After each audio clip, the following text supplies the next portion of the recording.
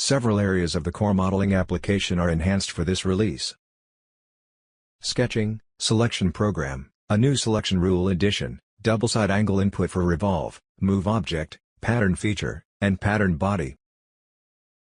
The sketch application is updated and enhanced in the following areas. Midpoint finding and constraining is now supported by the sketch solver. The midpoint enhancement is supported for both lines and arcs. Sketch patterning now has a drag capability that provides pattern editing improvements and better pattern quality. You can now separate sticky endpoints and vertices that become coincident with or touch other geometry for easier modification. The new sketch mechanism mode gives you the ability to demonstrate 2D movement with full user control, letting you try different design positions without automatic relation finding. Selection Program is a new selection tool, available on the selection scene bar, that gives you additional flexibility when defining selection rules.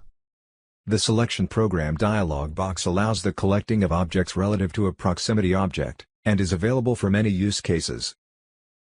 The Revolve command now has a new symmetric value option, where you can enter or drag a symmetric sweep angle value. Move Object now has a Update Dependent Feature setting, where dependent features of the object being moved are updated instantly.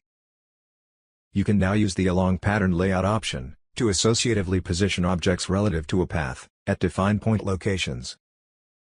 This enhancement applies to all pattern commands. The new Pattern Body command lets you generate a combined, patterned output body from an input cell body. Pattern Body is available for the linear, circular, and helical pattern layouts. In summary, the new enhancements to core modeling commands make you more efficient and productive when using the modeling application. For more information on modeling enhancements, click the link below.